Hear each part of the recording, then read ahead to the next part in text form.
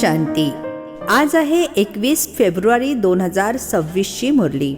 महावाक्य आहे, गोड मुलांनो, तुम्ही बाबांकडे आला आहात आपले झोपी गेलेले भाग्य जागे करण्यासाठी.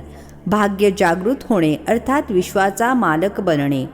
प्रश्न आहे, कोणता खुराक तुम्हा मुलांना बापसमान बुद्धिवान बनवतो? उत्तर आहे, हे शिक्षण तुमच्या बुद्धीचा खुराक आहे. जे रोज अभ्यास करतात अर्थात हा खुराक घेतात त्यांची बुद्धी पारस बनते. पारसनाथ बाबा जे बुद्धिवानांची बुद्धी आहे ते तुम्हाला आप समान पारस बुद्धी बनवतात. गीत आहे, तकदीर जगाकर ऐहूं. ओम शांती. गाण्याची ओळ ऐकूनच गोड गोड मुलांनी रोमांचित झाले पाहिजे. खरे तर हे आहे सर्वसामान्य गाणे, परंतु त्याचे सार इतर कोणीही जाणत नाही. बाबाच येऊन गाणी, शास्त्रे इत्यादींचा अर्थ समजावून सांगतात. गोड गोड मुले हे देखील जाणतात की कलियुगामध्ये सर्वांचे भाग्य झोपी गेलेले आहे. सतयुगामध्ये सर्वांचे भाग्य जागृत अवस्थेमध्ये आहे. झोपी गेलेला भाग्याला जागृत करणारे आणि श्रीमत देणारे अथवा योजना बनविणारे एक बाबाच आहेत. तेच बसून मुलांचे भाग्य जागृत करतात. जसे मुले जन्माला येतात आणि त्यांचे भाग्य जागृत होते. मुलगा जन्मला की त्याला कळते की आपण वारसदार आहोत. हुबेहूब अगदी तसेच ही बेहदची गोष्ट आहे. मुले जाणतात कल्पकल्प आपले भाग्य जागृत होते आणि मग पुन्हा झोपी जाते. पावन बनतात तर भाग्य जागृत होते. पावन गृहस्थ आश्रम असे म्हटले जाते.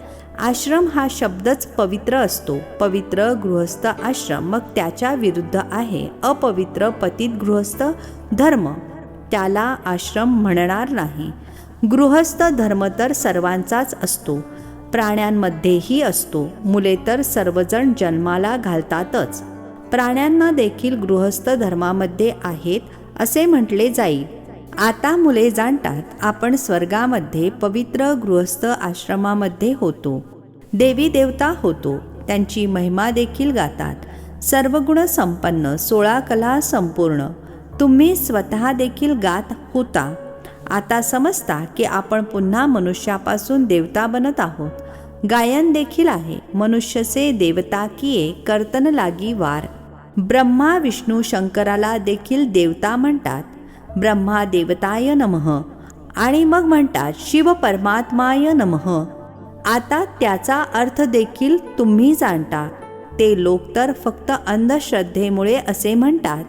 आता जर शंकर देवताय नमः म्हणतील आणि शिवसाठी शिव परमात्माय नमः म्हणतील तर फरक झाला ना. हे देवता झाले आणि ते परमात्मा झाले. शिव आणि शंकराला एकच असल्याचे म्हणू शकत नाही. तुम्ही जाणता की खरोखर आपण पत्थरबुद्धी होतो. आता पारसबुद्धी बनत आहोत. देवतांना काही पत्थरबुद्धी म्हणणार नाही. मग ड्रामा अनुसार रावण राज्यामध्ये शिडी उतरायचीच आहे. पारसबुद्धीपासून पत्थरबुद्धी बनायचेच आहे. सर्वात बुद्धिमान तर एक बाबाच आहे. आता तुमच्या बुद्धीमध्ये दम राहिलेला नाहीये. बाबा बसून त्यांना पारसबुद्धी बनवतात. तुम्ही इथे येता पारसबुद्धी बनण्यासाठी. पारसनाथची देखील मंदिरे आहेत. तिथे जत्रा भरतात. परंतु पारसनाथ कोण आहेत हे कोणालाच ठाऊक नाही आहे. वास्तविक पारस बनविणारे तर बाबाच आहेत. ते आहेत बुद्धिवानांची बुद्धी. हे ज्ञान आहे तुम्हा मुलांच्या बुद्धीसाठी खुराक. यामुळे बुद्धी किती परिवर्तित होते.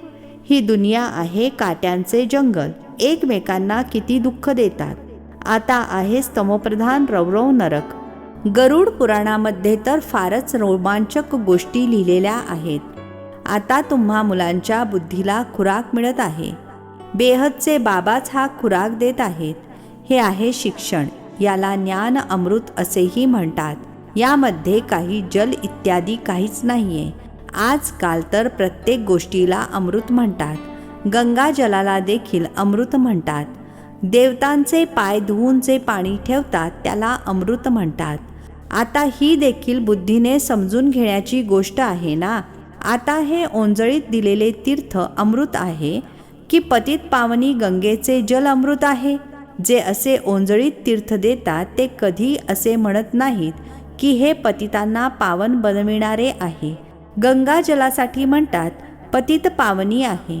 म्हणतात देखील की मनुष्य मरताना त्याच्या मुखामध्ये गंगाजल असावे. दाखवतात की अर्जुनाने बाण मारला आणि मग अमृत जल पाजले. तुम्ही मुलांनी काही बाण इत्यादी मारलेले नाहीत. एक गाव आहे जिथे बाणांद्वारे लढाई करतात. तिथल्या राजाला ईश्वराचा अवतार म्हणतात. परंतु ईश्वराचा अवतार तर कोणी असू शकत नाही. वास्तविक खरे खरे सद्गुरू तर एकच आहेत, जे सर्वांचे सद्गती दाता आहेत, जे सर्व आत्म्यांना सोबत घेऊन जातात. बाबांव्यतिरिक्त दुसरा कोणीही परत घेऊन जाऊ शकत नाही. ब्रह्ममध्ये लीन होण्याचा तर प्रश्नच नाही. हे नाटक पूर्वनियोजित आहे. सृष्टीचे चक्र अनादी फिरतच राहते. दुनियेचा इतिहास भूगोल कसा रिपीट होतो हे आता फक्त तुम्हीच जाणता, इतर कोणीही जाणत नाही. मनुष्य अर्थात आत्मे आपल्या रचयित्या पित्याला सुद्धा ओळखत नाहीत, ज्याला ते ओ गॉडफादर असे म्हणत आठवण करतात. हदच्या पित्यालाही कधी गॉडफादर म्हणणार नाहीत. गॉडफादर हा शब्द फार आदराने म्हणतात. त्यांच्यासाठीच गातात. पतित पावन दुःखहर्ता सुखकर्ता आहेत. एकीकडे म्हणतात ते दुःखहर्ता सुखकर्ता आहेत आणि दुसरीकडे जेव्हा कोणते दुःख होते अथवा मुलगा इत्यादीचा मृत्यू होतो तेव्हा म्हणतात ईश्वरच दुःख सुख देतो. ईश्वरानेच आमचा मुलगा हिरावून घेतला. हे काय केले? आता एकीकडे ईश्वराची महिमा गातात आणि मग काही घडले ईश्वरालाच शिव्या देतात. म्हणतात देखील ईश्वराने मूल दिले आहे, मग जर त्याने परत घेतले तर तुम्ही रडता कशासाठी? तो तर ईश्वराकडेच गेला ना. सतयुगामध्ये कधीच कोणी रडत नाहीत. बाबा समजावून सांगत आहेत, रडण्याची तर काहीच गरज नाही. आत्म्याला आपल्या कर्मांच्या हिशोबानुसार जाऊन दुसरा पाठ बजावायचा आहे. ज्ञान नसल्यामुळे मनुष्य किती रडतात, जणू वेडेच होतात. इथे तर बाबा म्हणतात अम्मा मरे तो भी हलवा खाना. नष्टो मोहा व्हायचे आहे. आपले तर एकच बेहदचे बाबा आहेत, दुसरे कोणीही नाही. अशी अवस्था मुलांची झाली पाहिजे. मोहजित राजाची कहाणी देखील ऐकली आहे ना. या सर्व आहेत दंतकथा. सतयुगामध्ये कधी दुःखाची गोष्ट असत नाही आणि कधीही अकाली मृत्यू होत नाही. तुम्ही मुले जाणता की आपण आता काळावर विजय प्राप्त करत आहोत. बाबांना महाकाळ असेही म्हणतात. काळांचा काळ तुम्हाला काळावर विजय प्राप्त करून देतात. अर्थात काळ कधीही खात नाही. काळ आत्म्याला तर खाऊ शकत नाही. आत्मा एक शरीर सोडून दुसरे घेते, त्याला लोक म्हणतात काळाने खाल्ले. बाकी काळ अशी काही कोणती चीज नाहीये. मनुष्य महिमा गात राहतात परंतु समजत काहीच नाहीत. गातात अच्युतम केशवम, गातात अच्युतम केशवम, परंतु अर्थ काहीच समजत नाहीत. मनुष्य अगदीच समजण्याच्या पलीकडे गेले आहेत. बाबा म्हणतात हे 5 विकार तुमच्या बुद्धीला किती खराब करतात. किती मनुष्य बद्रीनाथ इत्यादी ठिकाणी जातात. आज 2 लाख गेले, 4 लाख गेले. मोठे मोठे ऑफिसर्ससुद्धा तीर्थयात्रा करण्यासाठी जातात. तुम्ही काही जात नाही तर ते लोक म्हणतील हे बीके तर नास्तिक आहेत, कारण भक्ती करत नाहीत. मग तुम्ही म्हणता जे भगवंताला जाणत नाहीत ते नास्तिक आहेत. पित्याला तर कोणीच ओळखत नाहीत, म्हणून याला अनाथांची दुनिया असे म्हटले जाते. किती आपसामध्ये भांडण तंटे करत राहतात. ही सारी दुनिया बाबांचे घर आहे ना. बाबा साऱ्या दुनियेतील मुलांना पतितापासून पावन बनविण्यासाठी येतात. बरोबर अर्धा कल्प पावन दुनिया होती ना. गातात देखील राम राजा राम प्रजा राम साहुकार है. मग तिथे अधर्माची गोष्ट कशी असू शकते? म्हणतात देखील तिथे वाघ बकरी एकत्र पाणी पितात. मग तिथे रावण इत्यादी कुठून आले? अजिबात समजत नाहीत. बाहेरचे लोक तर अशा गोष्टी ऐकून हसतात. तुम्ही मुले जाणता आता ज्ञानाचा सागर बाबा येऊन आम्हाला ज्ञान देत आहेत. ही पतित दुनिया आहे ना. आता प्रेरणेने पतितांना पावन बनवतील काय? बोलावतात हे पतित पावन या, येऊन आम्हाला पावन बनवा. तर जरूर भारतातच आले होते. आता देखील म्हणतात, मी ज्ञानाचा सागर आलो आहे. तुम्ही मुले जाणता की शिवबाबांमध्येच संपूर्ण ज्ञान आहे. तेच बसून मुलांना या सर्व गोष्टी समजावून सांगतात. शास्त्रांमध्ये सर्व दंतकथा आहेत. नाव ठेवले आहे. व्यास भगवंताने वेदशास्त्रे बनवली. आता ते व्यास होते भक्ती मार्गाचे. हे अर्थात शिवबाबा आहेत व्यासदेव आणि त्यांची मुले तुम्ही सुखदेव आहात. आता तुम्ही सुखाचे देवता बनता. तुम्ही सुखाचा वारसा घेत आहात व्यासांकडून, शिवाचार्यांकडून. व्यासाची मुले तुम्ही आहात. परंतु मनुष्य गोंधळून जाऊ नयेत म्हणून म्हटले जाते शिवाची मुले. त्यांचे मूळ नावच शिव आहे. तर आता बाबा म्हणतात, कोणत्याही देहधारीला पाहू नका. जेव्हा की शिवबाबा सन्मुख बसले आहेत, आत्म्याला जाणले जाते, परमात्म्याला देखील जाणले जाते. ते परमपिता परमात्मा शिव आहेत. तेच येऊन पतितापासून पावन बनण्याचा मार्ग सांगतात. म्हणतात, मी तुम्हा आत्म्यांचा पिता आहे. आत्म्याचा अनुभव केला जातो, आत्मा दिसून येत नाही. बाबा विचारतात, आता तुम्ही आपल्या आत्म्याला रिअलाइज केले का? इतक्या छोट्याशा आत्म्यामध्ये अविनाशी पाठ नोंदलेला आहे. जणू काही रेकॉर्डिंग केलेली एक टेप आहे. तुम्ही जाणता की मी आत्माच शरीर धारण करते. आधी तुम्ही देह अभिमानी होता, आता देही अभिमानी बनला आहात. तुम्ही जाणता मी आत्मा 84 जन्म घेते, त्याचा कधी अंत होत नाही. काही जण विचारतात, हा ड्रामा कधीपासून सुरू झाला? परंतु हा ड्रामा अनादी आहे. याचा कधीही विनाश होत नाही. याला म्हटले जाते पूर्वनियोजित अविनाशी वर्ल्ड ड्रामा. तर बाबा बसून मुलांना समजावून सांगतात. जसे अशिक्षित मुलांना शिक्षण दिले जाते, आत्माच शरीरामध्ये राहते. हे आहे पत्थर बुद्धीवाल्यासाठी भोजन. बुद्धीला समज मिळते. तुम्हा मुलांसाठी बाबांनी चित्रे बनवून घेतली आहेत, जी खूप सोपी आहेत. हे आहेत त्रिमूर्ती, ब्रह्मा विष्णू शंकर. आता ब्रह्माला देखील त्रिमूर्ती का म्हणतात? देव देव महादेव म्हणतात. एकमेकांच्यावर ठेवतात, परंतु अर्थ काहीच जाणत नाहीत. आता ब्रह्मा देवता कसा असू शकतो? प्रजापिता ब्रह्मा तर इथे असला पाहिजे. या गोष्टी कोणत्याही शास्त्रांमध्ये नाहीत. बाबा म्हणतात, मी या शरीरामध्ये प्रवेश करून यांच्याद्वारे अर्थात ब्रह्माद्वारे तुम्हाला समजावून सांगतो. मी यांना आपले बनवतो. यांच्या अनेक जन्मांच्या अंताला मी येतो. हे देखील 5 विकारांचा संन्यास करतात. संन्यास करणाऱ्याला योगी ऋषी म्हटले जाते. आता तुम्ही राज ऋषी बनला आहात. 5 विकारांचा संन्यास तुम्ही केला आहे म्हणून तुमचे नाव बदलते. तुम्ही तर राजयोगी बनता. तुम्ही प्रतिज्ञा करता. ते संन्यासी लोक तर घरदार सोडून निघून जातात. इथे मात्र पती पत्नी एकत्र राहतात आणि प्रतिज्ञा करतात की आम्ही कधीही विकारामध्ये जाणार नाही. मूळ गोष्ट आहेच मुळी विकारांची. तुम्ही मुले जाणता शिवबाबा रचयिता आहेत. ते नवीन रचना रचतात. ते बीजरूप आहे. सच्चिद आनंदाचा सागर आहेत. ज्ञानाचा सागर आहेत.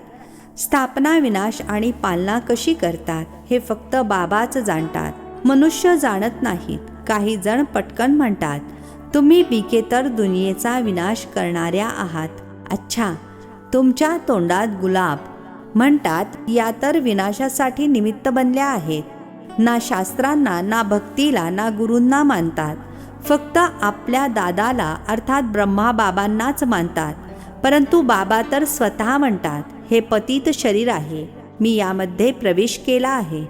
पतित दुनियेमध्ये तर कोणीही पावन असत नाही. मनुष्य तर त्या ऐकीव गोष्टी ऐकतात, त्या बोलतात. अशा ऐकीव गोष्टींमुळेच तर भारताची दुर्गती झाली आहे. तेव्हाच मग बाबा येऊन सत्य सांगून सर्वांची सद्गती करतात. अच्छा, गोड गोड खूप खूप वर्षांनंतर भेटलेल्या मुलांप्रती मात पिता बापदादांची प्रेमपूर्वक आठवण आणि सुप्रभात. आत्मिक पित्याचा आत्मिक मुलांना नमस्ते. आम्हा आत्मिक मुलांचा आत्मिक पित्याला नमस्ते. धारणेसाठी मुख्य सारांश आहे. पहिला पॉइंट आहे, बाबांकडून सुखाचा वारसा घेऊन सुखाचे देवता बनायचे आहे. सर्वांना सुख द्यायचे आहे. राज ऋषी बनण्यासाठी सर्व विकारांचा संन्यास करायचा आहे. दुसरा पॉइंट आहे, हा अभ्यासच खरा खुरा आहे. सद्गतीसाठी ऐक्यू गोष्टींना सोडून श्रीमतावर चालायचे आहे. एका बाबांकडूनच ऐकायचे आहे. मोहजीत बनायचे आहे. आजचे वरदान आहे, आपल्या खऱ्या संस्कारांना इमर्ज करून सदैव हर्षित राहणारे ज्ञान स्वरूप भव. आपल्या खऱ्या संस्कारांना इमर्ज करून सदैव हर्षित राहणारे ज्ञान स्वरूप भव. स्पष्टीकरण आहे, जी मुले ज्ञानाचे सतत स्मरण करून त्याचे स्वरूप बनतात ते सदैव हर्षित राहतात. सदैव हर्षित राहणे हाच ब्राह्मण जीवनाचा खरा संस्कार आहे. दिव्य गुण आपली चीज आहे आणि अवगुण मायेची चीज आहे. जे संग दोषामुळे आलेले आहेत, आता त्याकडे पाठ फिरवा आणि आपल्या ऑलमायटी अथॉरिटीच्या पोझिशनवर राहा, तर तुम्ही सदैव हर्षित राहाल. मग कोणतेही आसुरी अथवा व्यर्थ संस्कार समोर येण्याची हिंमतसुद्धा करू शकणार नाहीत. स्लोगन आहे, संपूर्णतेचे लक्ष समोर ठेवा, म्हणजे मग संकल्पांमध्ये देखील कोणतेही आकर्षण आकर्षित करू शकणार नाही.